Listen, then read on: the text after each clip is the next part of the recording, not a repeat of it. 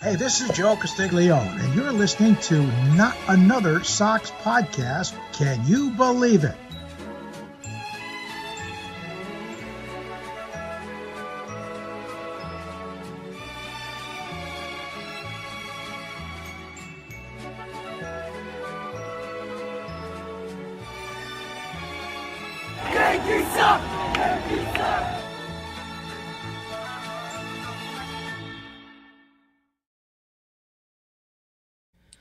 Buenos noches, amigos, and welcome to another episode of Not Another Sox Podcast. I am Jack Webster here with our producer, Ian Doran, coming at you live from Providence, Rhode Island, and Fort Myers, Florida, with special guest from the Boston Globe, Tim Healy. Tim, thank you so much for coming on. Thank you guys very much. I appreciate the invite. We are so happy to have you. Welcome to Boston. It seems Thank like you. you've been chasing the joy of joining the Boston beat for a little while, and obviously you seem to have come on the scene in a pretty simple and exciting fashion. So welcome to the Boston beat. Thank you very much. I'm glad they figured it out last year as soon as I started the job. I was going to say, like, you kind of jumped in mid-season, right? Like, how was that compared to kind of just actually getting your, feet wet in spring training and, kind of, knowing where you're going to be at with everything? It's way trickier trying to jump in mid-season. I started the job last June, moved from New York, and got my feet under me over the course of those months, and the team was playing well, so that always makes it easier. But there's nothing like being there from the start. So I am very excited to be in spring training right now, to be doing the whole thing, beginning to end, 2026 Red Sox, however it goes. I'll be there, and I'm in on the ground floor this year instead of trying to catch up. Probably a much better way to be starting from scratch rather than thrown into the fray. Exactly. We would love to hear a bit more about yourself, growing up, coming to Boston, Sure. where people can find you. Give us the high level of reporter High level. Tim Healy. Grew up in Connecticut on the New York Sorry side to hear of that. Connecticut. Yeah, I know. On the New York side of Connecticut, but rooting for the Red Sox. Oh, thank Because goodness. because my dad is from Rhode Island, Massachusetts, that area, right on the line there. So I got my fandom from him, and I thought, when it came time to go to college, if I could make a career watching and writing about sports, then that sounds like a pretty good deal. So I went to where else but Boston for college, BU, and pursued the baseball thing. Went down to Florida to cover the Marlins, went to New York to cover the Mets, and apparently have ended up back in Boston covering the Red Sox for the Boston Globe, which is a pretty crazy thing. It's certainly a dream job, and even though the team-specific fandom falls by the wayside when you get into the media side of things, the reporter side of things, it's certainly very cool to be back in Boston and going to Fenway for work and all of that stuff.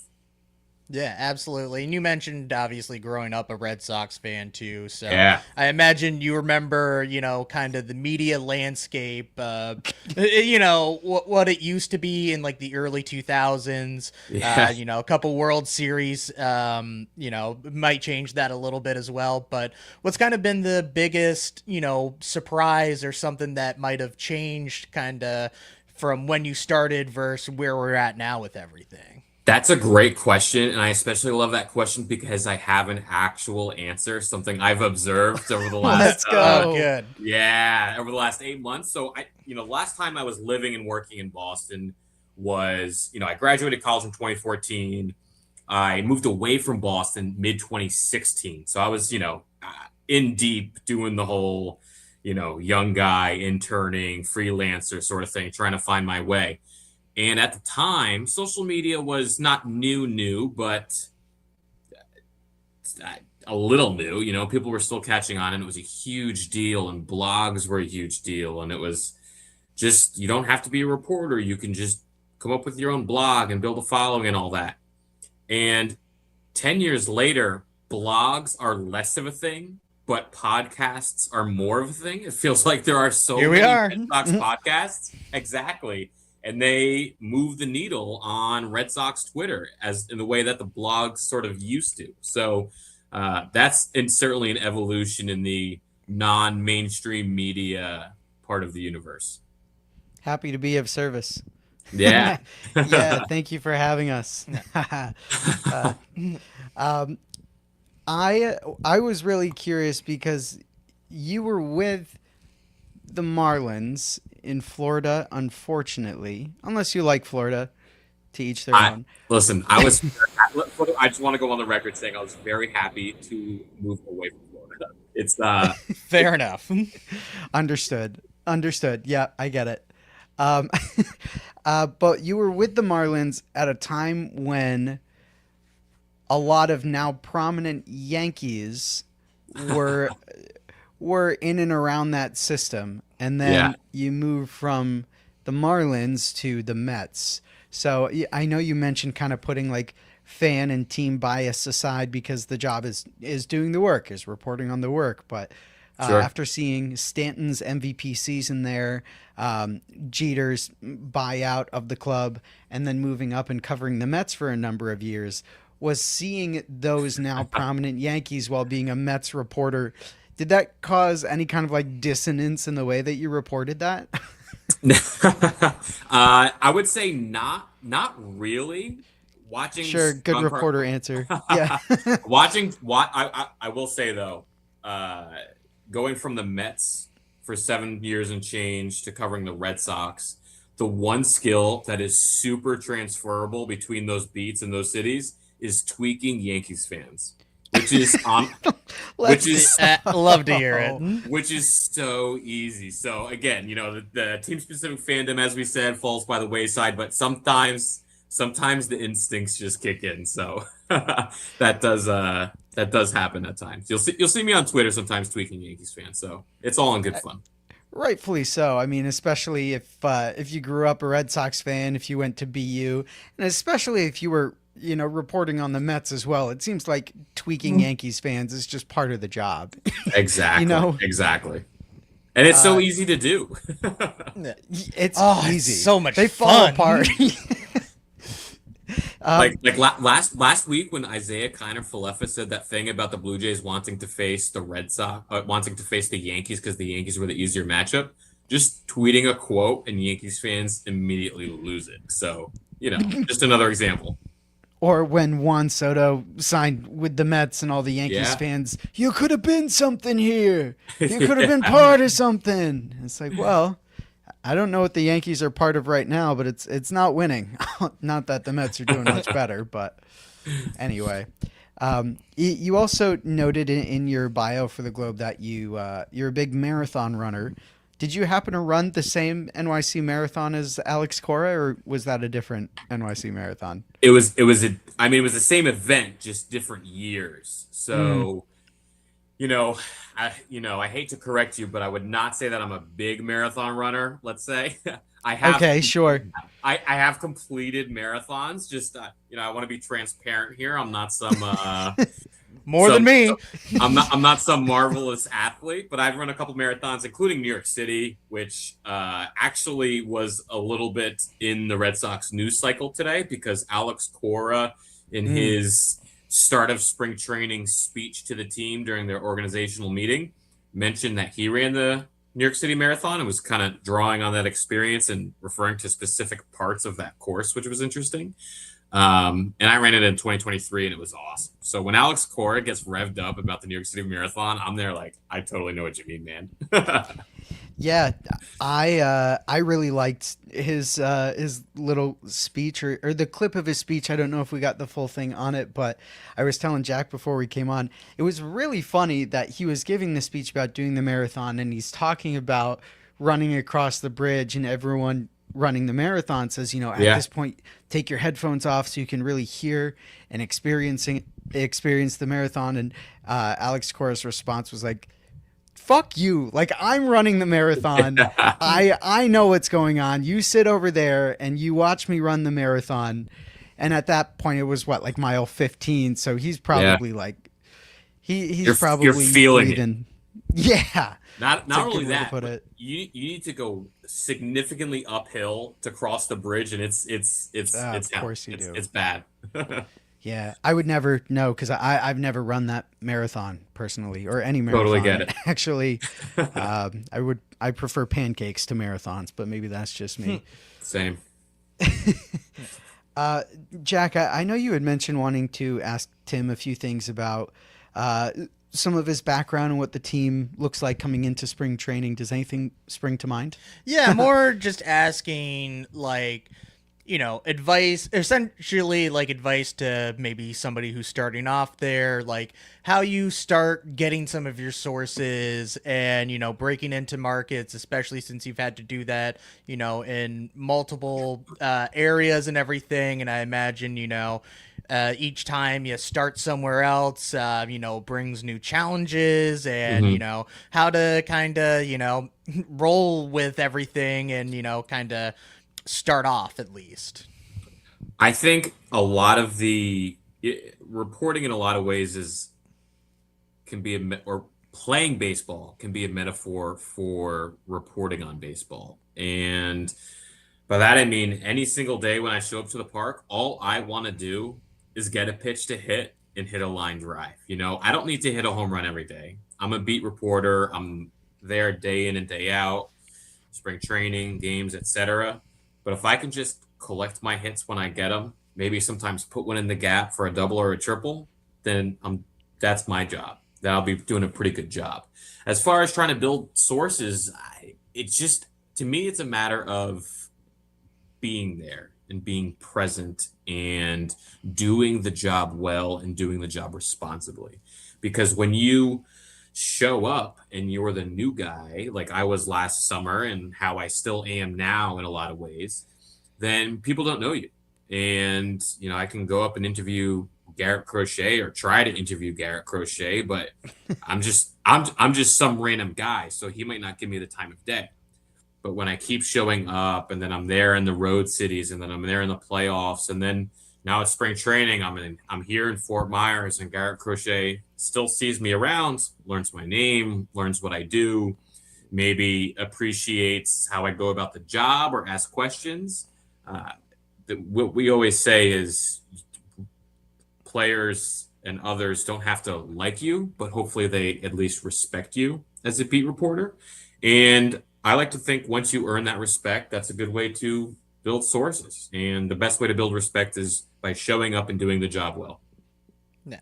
And I also wanted to ask kind of about the balance of, trying to have these relationships to people like Garrett Crochet and people in the front office and Alex Cora and everything, but still also, have honest and truthful reporting and how, the balance of that ends up like shaking out from a professional side of things.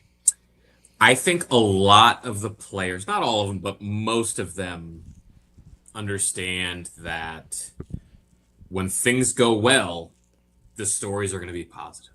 And when things don't go well, either on a team level or individual level, then the stories aren't going to be positive. And it's my job to just tell the story of the team, whether it's that game, that week, that road trip, during whatever segment of time we're talking about.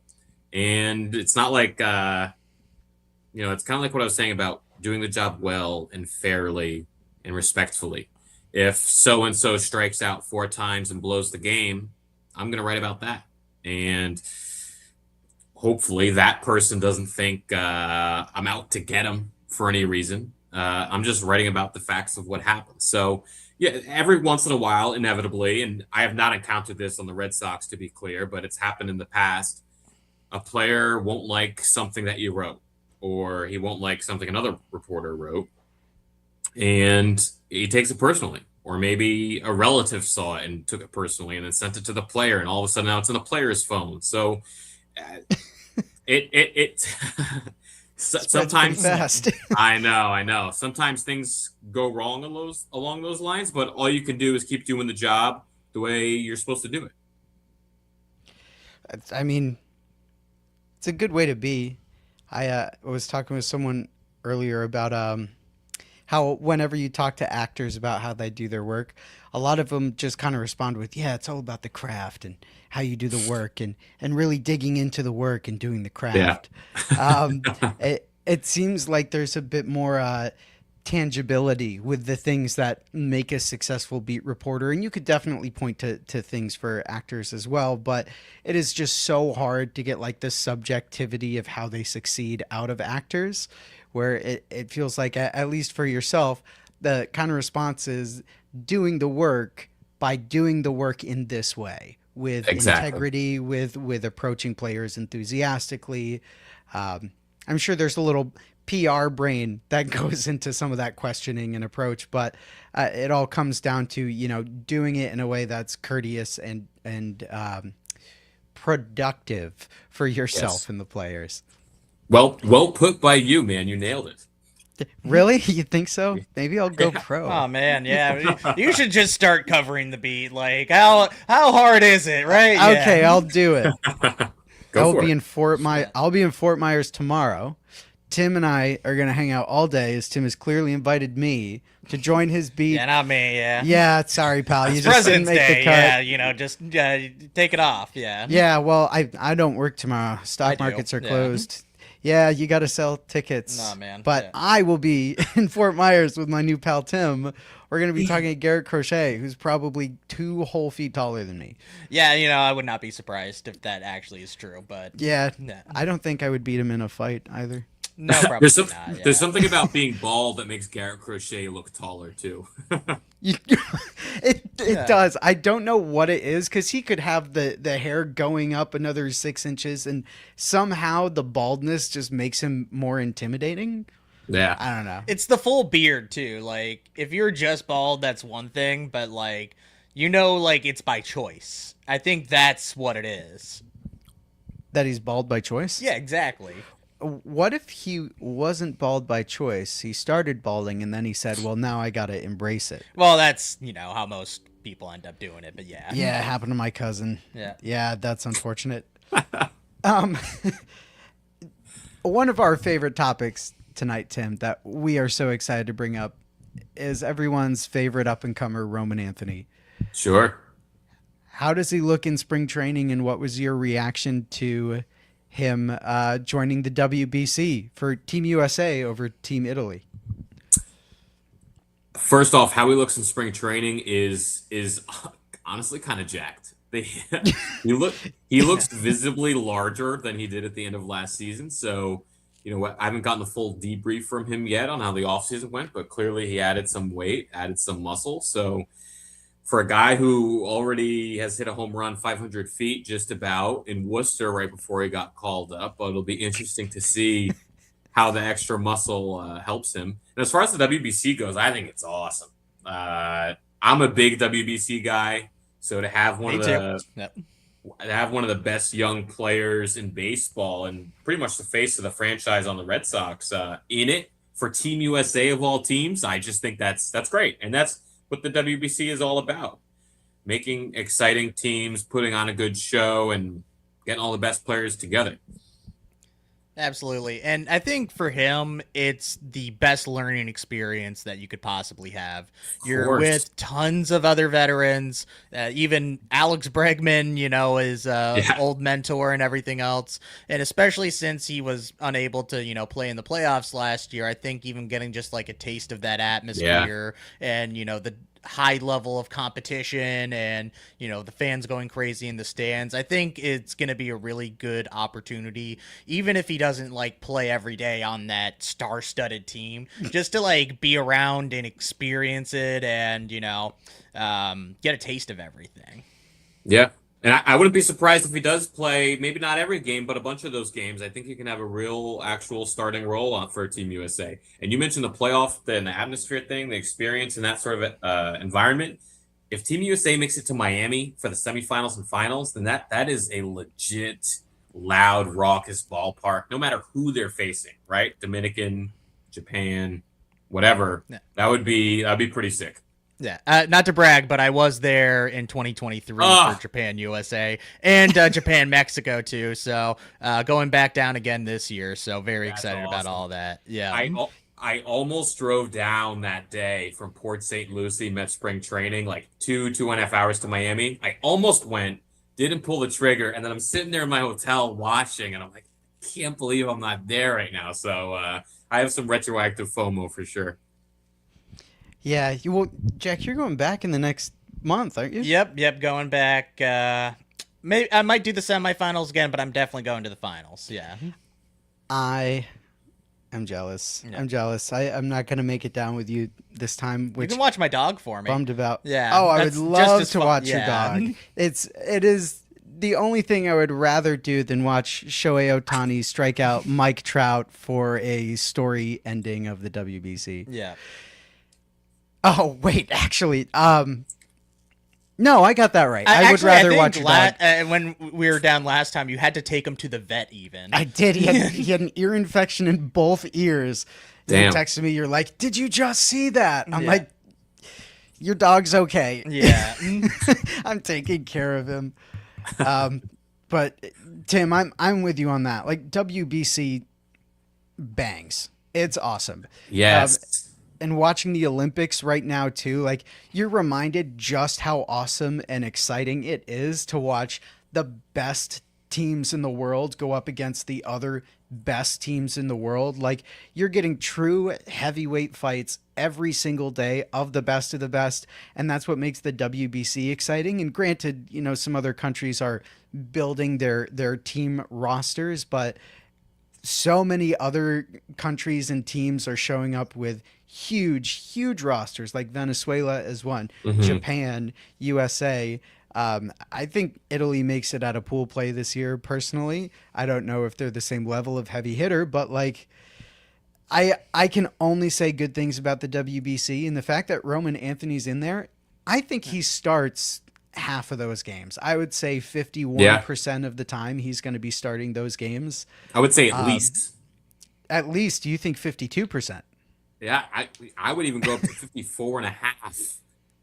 Oh wow! Oh wow. man, you're a believer. I know. Yeah. Buying Who are the stock. other? Yeah, I was gonna say that we have a ton of people across, all countries for the WBC being represented. I'm not sure. There's probably like another team out there that's like as well represented across like so many countries, especially Yeah. Venezuela. But yeah, Yeah, I was gonna say we have 3 or 4 in Venezuela, right? yep. Yeah, 3 guys. That's Suarez, Contreras, and who's Yeah, the Willier. and Right. Willier. Yeah, Yeah. Narvaez was unable to because he was Understandable. banged up a bit, so that's understandable. Who are the other guys out there for Team USA? Tim, do you know off the top of your head? We got In the yeah. out. You're In the, yeah. Go back and forth. You each name one until you can't. Tim, you oh start. no. In the outfield, it's Judge and right, Pete Crow Armstrong in center, and then that leaves Roman and Byron Buxton in left field. So take your pick there. Oh man. so that's what the outfield picture easy looks for like. me. Yeah. Wow. Yeah, not too shabby. Do they have a 5th outfielder? Yeah, they could use Masataka Yoshida, I guess. Yeah. Team USA has Yeah. taken on Masataka Yoshida's contract in exchange for cash considerations. Yeah. Yeah. But I did want to ask about Yoshida specifically. I got the Japan Yeah. jersey rocking today and everything, but especially since I think a lot of people expected the log field out, the jam, kind of whatever you want to call it, to be sorted out, and now you're kind of entering spring training, kind of seeing where you might play like Duran versus Roman, and the Alex Cora has mentioned starting Wilyer Abreu every day too, and of course you want Cedon Rafael in center field too. So how do you see the Red Sox kind of finding 4 spots for like 5 dudes essentially in the outfield? That's a great question. And I don't really have a great answer, and I'm not sure the Red Sox do either at this time, but we know the Gold Glovers are going to play virtually every day. Rafaela's in center, Abreu's in right. And who are we kidding? Roman Anthony is going to play every day too. You're not going to sit him with any regularity. So whether it's left field or DH, he's going to be hitting at the top of the lineup every night. And that leaves Duran in kind of a weird spot. And I don't know where his at-bats are going to come. Maybe he'll be a platoon kind of guy against righties, DH/left field, with Roman playing the other one.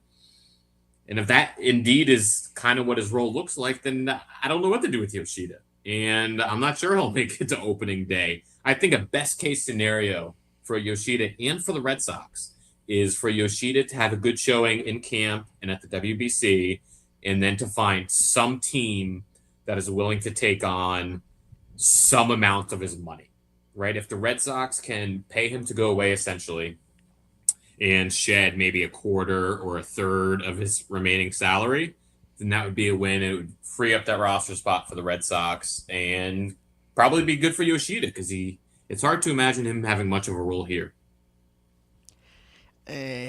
Yeah, it's sad. We love Yoshida here. We're big Yoshida fans. It's hard not to be a big Yoshida fan. I mean, he's a good dude, cool, calm, and collected. Like he is a guy I think most teams would want and would start just about every day.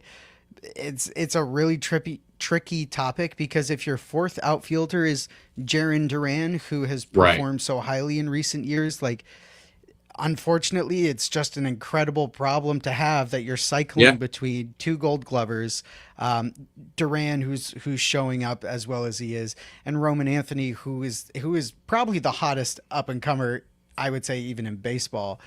Yeah, it's something everyone knows, but God, I would love to see more Yoshida. I just don't know how you fix a problem that good.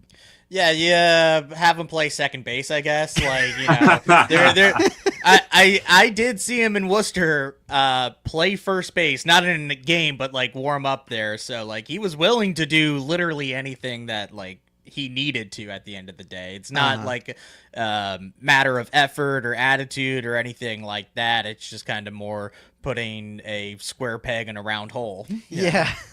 Yeah.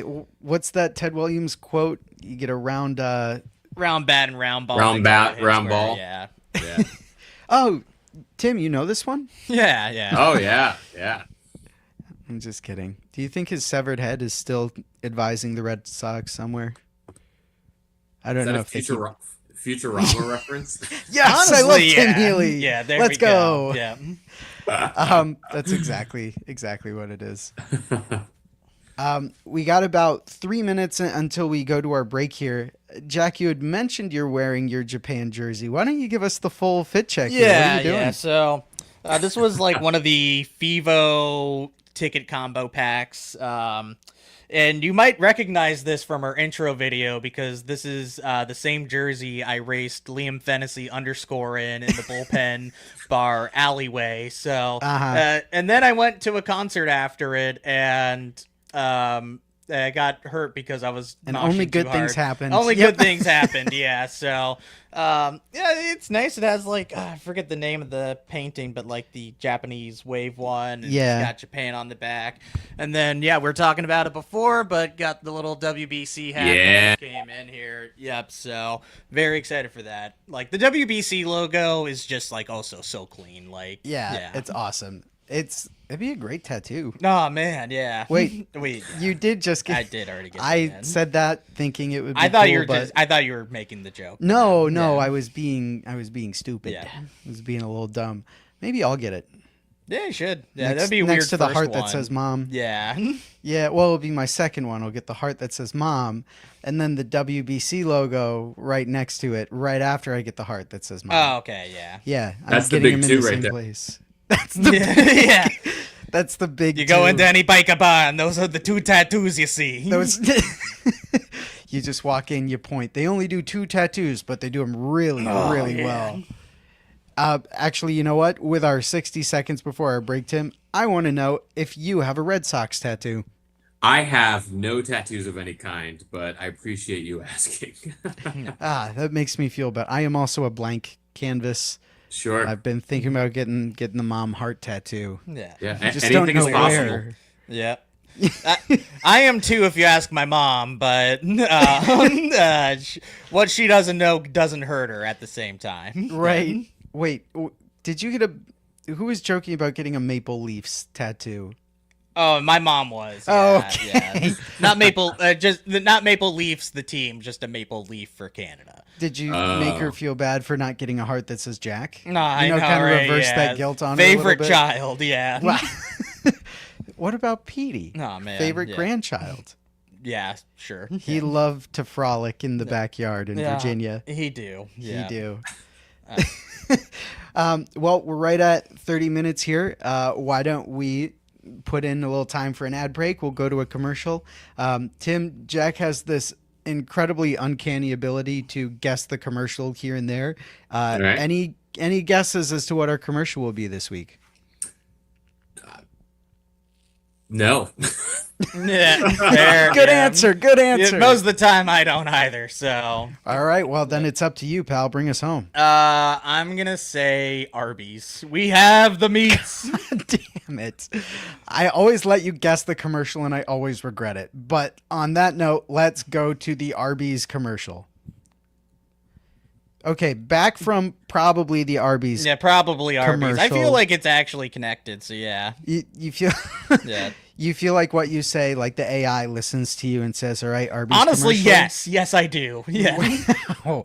Our algorithm's gonna be so confused. They're gonna be like, "Wow, these guys love cat litter and mayo and Arby's Yeah. and shoes."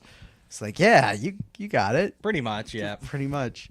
But welcome back from the break for those listening on the podcast platforms that just went through that beautiful commercial break. We are here with Tim Healy talking about what the Red Sox are looking like in spring training, a bit of the background, a bit of WBC. Getting a bit deeper into like the spring training aspect of things, Tim. Yeah. Is there a guy that you look at right now that stands out to you, maybe as the most improved from last year? Or Crochet showed up and he is throwing 100, which is 2 miles up from where he was every day. Is there someone that stands out to you right now at the start of spring training? It's hard because their games haven't started. There actually hasn't even been a whole lot of live BP, which is when the pitchers face the hitters. But I'll give you two names of guys who I'm buying what they're selling, even though we haven't seen a whole lot from them yet. On the position player side, Wilyer Abreu, he's looking trim. And I think if, he's a guy who had 22 home runs in like 115 games last year. If he can stay on the field, avoid those soft tissue injuries that have plagued him the last couple of years, I think you're looking at a potential 30 home run guy. And they're going to let him face lefties. They're going to see if he can figure that out. And if he can even hold his own against lefties and becomes that true everyday player, then you're looking at one of the top right fielders in all of baseball to go with that Gold Glove defense. And then on the pitching side, I really like what I see from Jake Bennett, who is the prospect they got from the Nationals for Luis Perales in that prospect for prospect deal.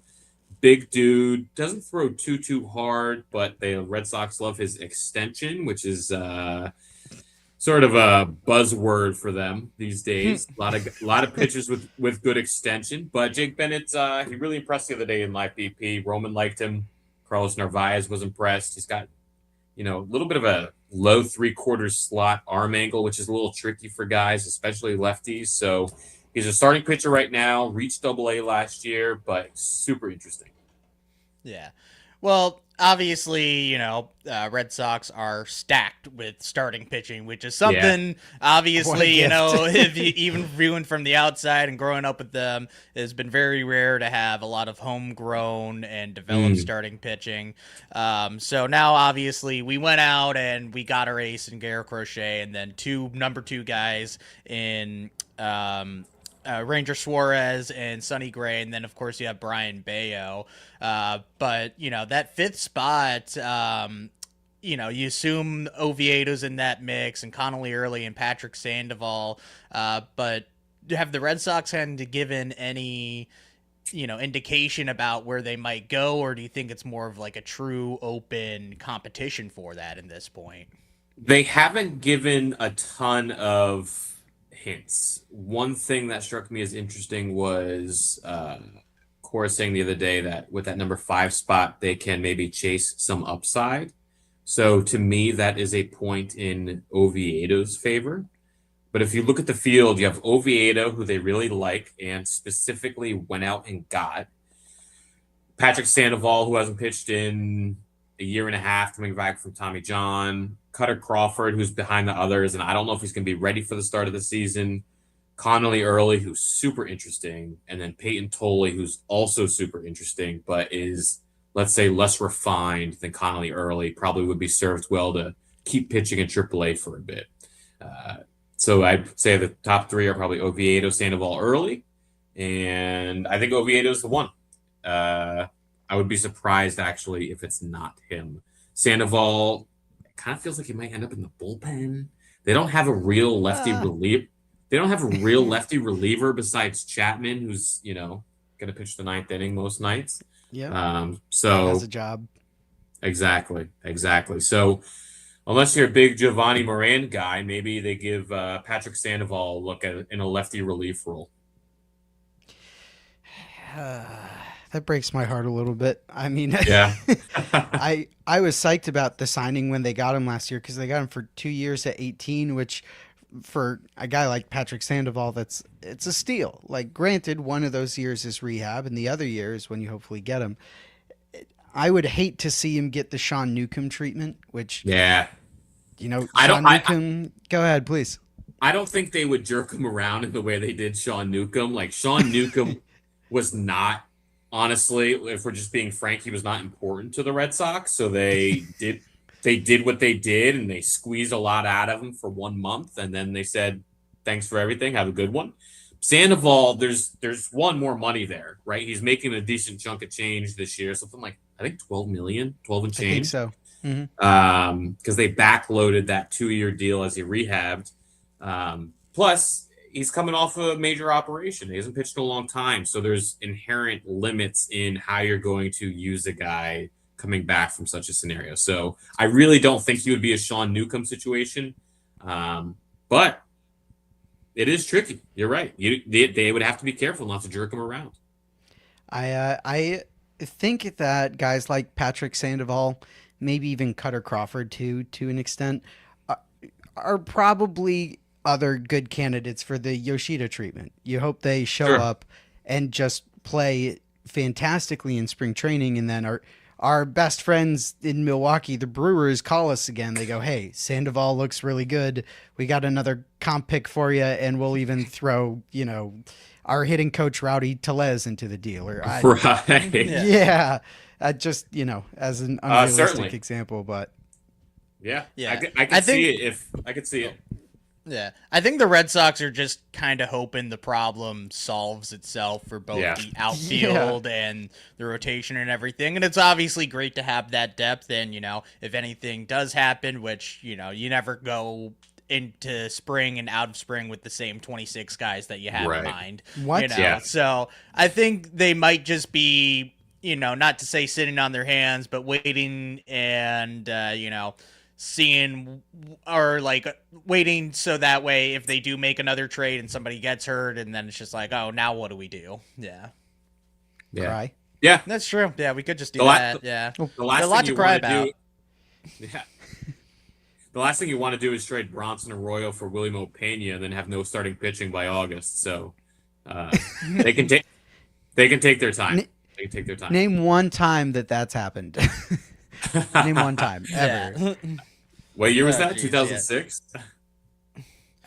Name one time they traded a third baseman and then had to try to re-sign a third baseman. I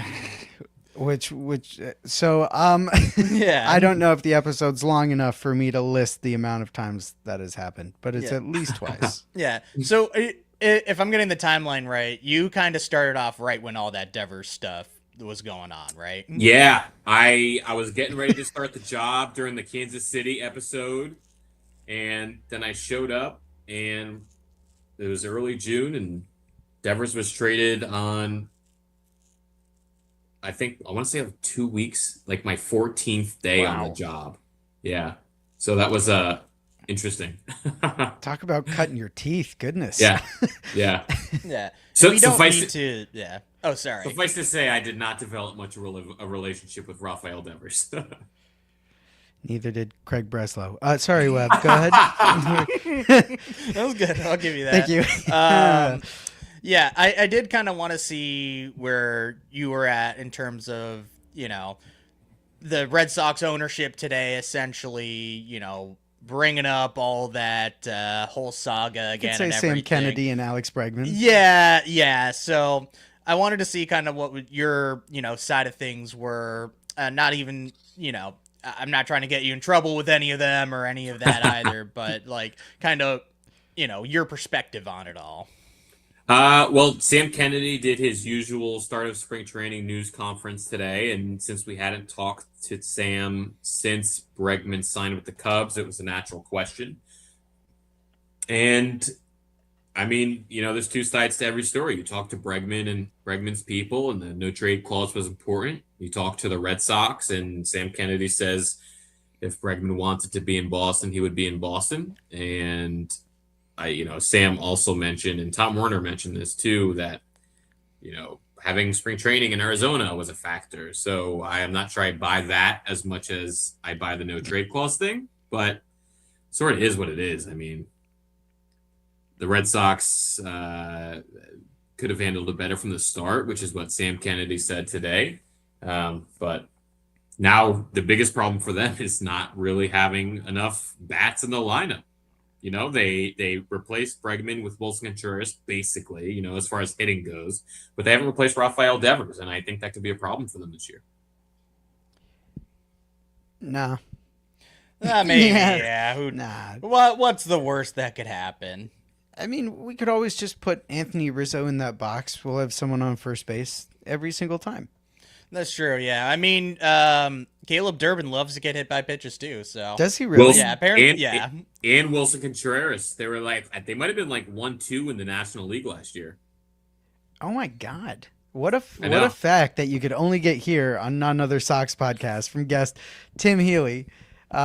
That's crazy to me. I mean, as a baseball player, that was my game, getting hit with the ball a lot. But that was mainly because I was a weird kid. And then I would do the rest of the work from there. But Caleb Durbin, do you think him getting to first base is more important than him swinging the bat? And same with Wilson Contreras, I guess. Is it more important? What are you he asking? The bat, or yeah. Is it better for this team if guys like Caleb Durbin and Contreras get to first base by any means necessary, including, getting hit by a pitch? Or do you think it's better to watch guys like Caleb Durbin, Contreras, to strike out swinging? So kind of OBP versus power. That. Okay. Yeah. Sorry, I actually said it terribly, but that's what I mean. Well, you need both, and those guys fall in two different categories. From Contreras, Cora said he's batting cleanup. You're going to want power. You're going to want him driving in runs. Caleb Durbin's not going to be hitting in the top third of the lineup. At least he shouldn't be. He'll probably be more like 6th or 7th, depending on who. 6'7". Jesus Christ! Sorry, Yes, Tim, go ahead. No, we had that belongs to yeah. us. Yep. Yep. He'll probably be hitting 6th, let's say. So for him, if he gets hit by a pitch, I guess that's fine. But it's interesting to hear from Craig Breslow, for example, acknowledging that getting hit by pitches is generally not a fluky thing. That if you do it one year, you're probably going to do it the next year. They call it it's a sticky stat. It's kind of stays the same every year. So it's a legitimate factor in OBP and making those calculations. Oh. Yeah, and obviously the big thing that the Red Sox were looking for was power from the lineup, and I think we might get more production than people realize out of not getting much out of second base last year, and not a ton out of left field, even in terms of power and everything. So, And I know you mentioned Will Abreu potentially being a 30 home run guy, but is it something that you actually are concerned with, or do you think they'll be all right in terms of the offensive kind of middling ground, but just with like their advanced pitching and a lot better infield defense as well? I mean, the pitching and defense I buy into. The rotation's good. The bullpen, I don't know what to make of the bullpen. It's a definite work in progress. But the infield defense, the infield defense should be much improved, which is no small thing.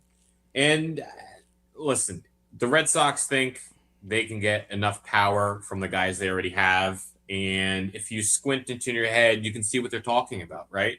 Roman can hit more home runs. Rafaela, if he can become less dramatic in his ups and downs, can hit more home runs. Abreu, we've talked about.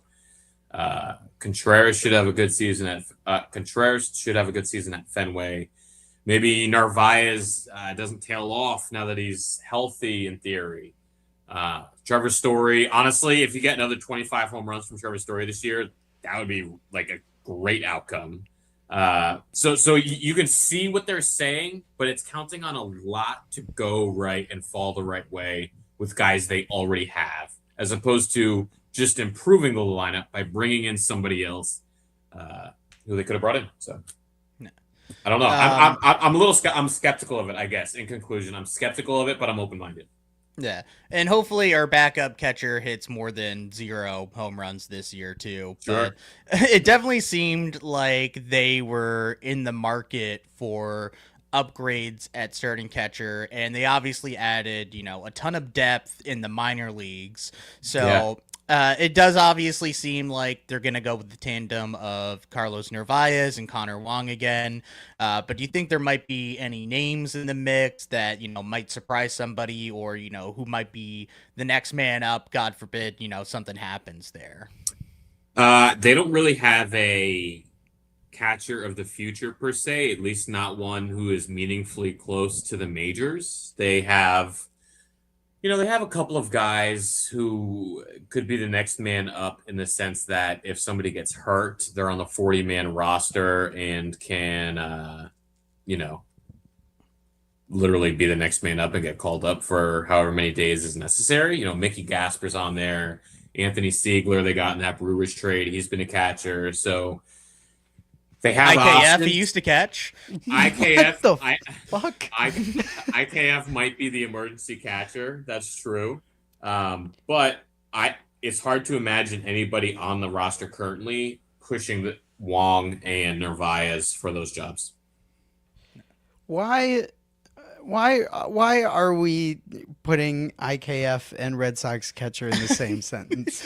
He did catch. I mean, we actually, you know what? Wilson Contreras probably is going to be more of the emergency, I guess. I think IKF is way too many catchers deep to even be considered as a backup catcher. And I think both of you, professional or not, Tim, should not be recommending. A lot would have to go wrong. A lot would have to go wrong. You know what, Tim? Why don't you be the catcher? Why don't you be the third string catcher for the Boston Red Sox? I don't have the knees for it. I got to tell you.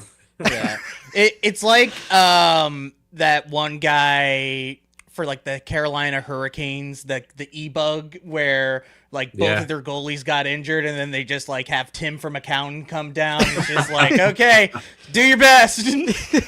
Wow, Tim is really locating that fastball for Chapman. Yeah. I'm a great framer. Yeah.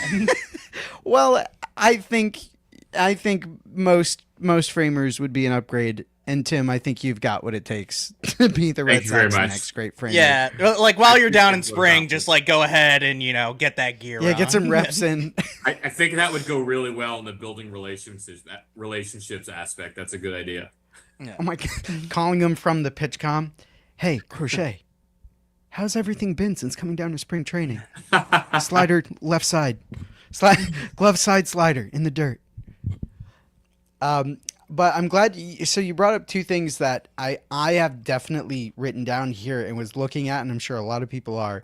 The bullpen questions. Yeah. And then Trevor Story, specifically Trevor Story is unk.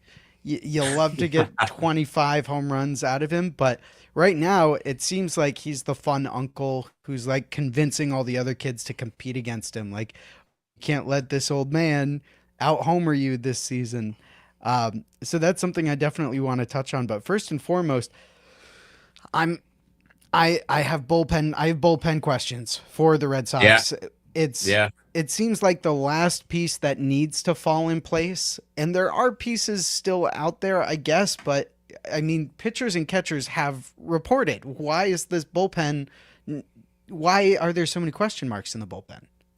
They seem content with their ability to figure it out as they go.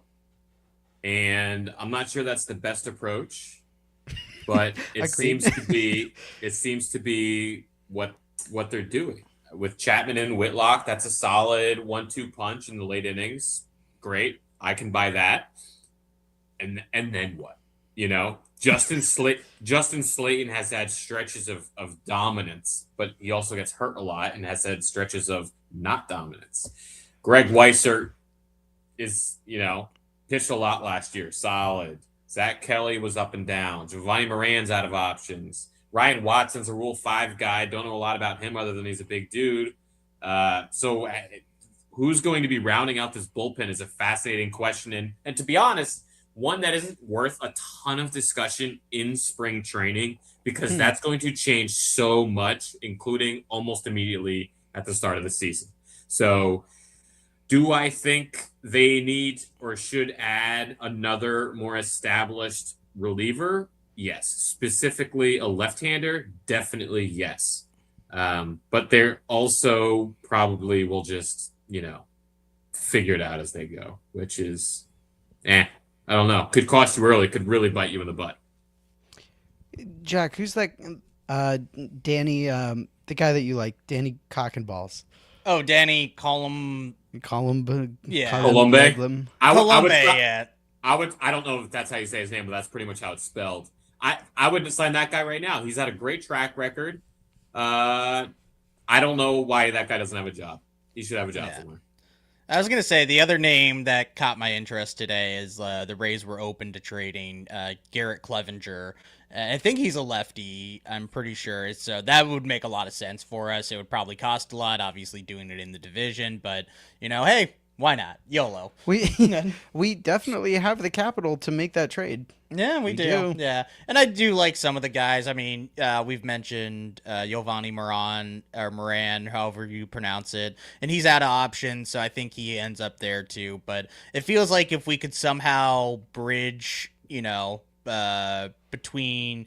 We have like the 8th and 9th inning, but if we don't have quite that 7th inning guy to really like shorten those games, and especially with that great rotation, hopefully that problem solves itself a lot. But I feel like it's in that middle ground where things start to get a little bit tricky. But I do think that they're going to be able to figure it out. I think maybe a guy like Cutter Crawford might play up a little bit better. Sure. The bullpen than he would in the rotation and having to face guys multiple times around through the order too. And maybe you do end up having all 5 guys healthy and Patrick Sandoval's in there. So I think they're able to kind of piece it together last year. I mean, we went into the season not even really knowing that Chapman was going to be his best self, and we got a bit lucky there, and that was one of the best re-signings that we had this offseason too. So I'm not worried about the bullpen, but like I feel like there's also the chance where like if you just had that like 1 or 2 other moves, like it could go from like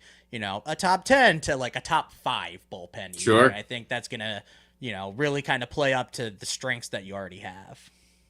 Yeah, that's reasonable. Other than I don't know that I would put them in the top 10 right now. Wow. Nah. I have them like in the 10 to 15 range. They're in the middle, especially just since you have those 2 like fuck you guys at the end at least. Sure. 10 to 15 is easier to buy than top 10. Because 10 to 15, that's the mediocre range. Yeah. I heard a little keyboard clicking over there, Tim. Were you pulling up info on Clevenger? I was, yeah. I just wanted to make sure I knew what I was talking about. Fair enough. I usually don't, so I just wing it. We speak from the heart over here at Not Another Sox Podcast. Yeah, we don't need any of those fancy numbers. He's spoken like a true Boston fan, some of the most analytic fans in baseball. God, I would never, ever see an on-base percentage. That sounds crazy to me. BABIP, So finally, and then I do have a game for both of you tonight, which good. I was worried. Yeah, usually like to end the episode with a game that nobody has any awareness of the rules for. You find out in the moment and you figure it out. Today's isn't Sure. too tricky. But first and foremost, Trevor Story is Unk. I said I was going to bring it back up. I kind of like what he's doing to motivate some of the younger players. I also personally think his motivation of the younger players is going to be a really critical part of this team's success. As a guy entering his age 33 season, I think, do you think he is a guy that has an exactly average glove and maybe 25 home runs in him going into age 33 season? It's a good question because he was better than average defensively last year until the very end when he totally fell off in September. And I think the long season just sort of got to him. So I think now that he's played a full season, if he can stay on the field, I think the defense will be solid or better. Offensively, we saw the ups and downs last year. He was terrible, looked like he was lost for good, and then he was amazing for basically 4 months. So what are you going to get this year? A probably slightly above average player who I don't know if he's going to hit 25 home runs again, but I think Trevor Story is the kind of player where if he just stays on the field and puts together another full season, then you'll like the product enough. The concern is he's been hurt a lot in recent years, and he might get hurt again. That's just the reality of it. Guys who get hurt. So that would be a big loss for the Red Sox if he got hurt in some significant way, and they have to hope that doesn't happen because they can't really afford that. Ain't that the truth? And he's making what, 25 million this year? I was gonna say, like, just it's insane to think about talking about Trevor Story in this light compared to where we're at like the end of May. Yeah. Yeah, where friend of the show, Pod on Lansdowne host Jake Wallinger had a Trevor Story OPS watch. Yeah, he had to give it up at one point. Yeah. I mean, I always had faith in Trevor Story, as you know, but it was really grim there for a second. We're all like, yikes. Yep. The Red Sox thought the same. I believe you. I would imagine so. Yeah.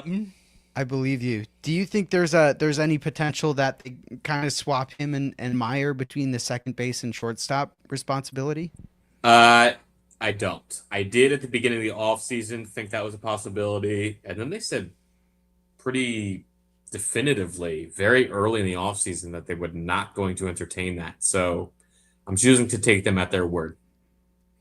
Yeah, the Red Sox have never gone back on anything that they said in any offseason almost immediately. But yeah, I'm kind of connecting some of the pieces here. I mean, like, you know, I just mentioned that, like, you know, end of May, Trevor Story, we never would have imagined that. And then Tim came along and fixed Trevor Story. I think that's so true. I think that's what ended up happening. Yeah. I also called up Roman Anthony, so you're welcome. Yeah, Wow. See? I'll go. Oh my God. Everything is good has happened since Tim has come along. He's the missing piece. He really told him, you just got to step out and open that hip on the swing, Trevor, and I promise it'll work out. Thank you, Tim. Thank you for all that you have done for Trevor Story and Roman Anthony. You're so welcome. Yeah.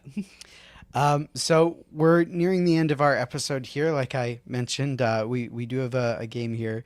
But first and foremost, Tim, thank you so much for joining us. It is always a pleasure to have guys who really like getting into the nitty gritty and who build their careers on being close to the team and speaking on behalf of the team for the fans. So, plug your shit. Where can people find you?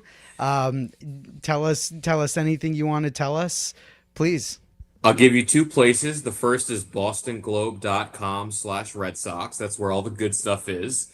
And then some of the not so good stuff or the other stuff is on Twitter at Tim B. Healy, Healey. So there you go. Those are the two most important spots. Fantastic. Thank you for calling it Twitter, by the way. We do not call it X in this household. No. I would never think to do such a thing. No. That's why we like you, Tim. Tim has only done good things for this team and for Absolutely, fans. I'm saying, yeah. Yeah. So our game tonight is the best in the world. I want, first and foremost, you to both make a prediction as to who will win the WBC this year. Oh, baby. Tim, why don't you go first? Team USA. Jack, how do you feel?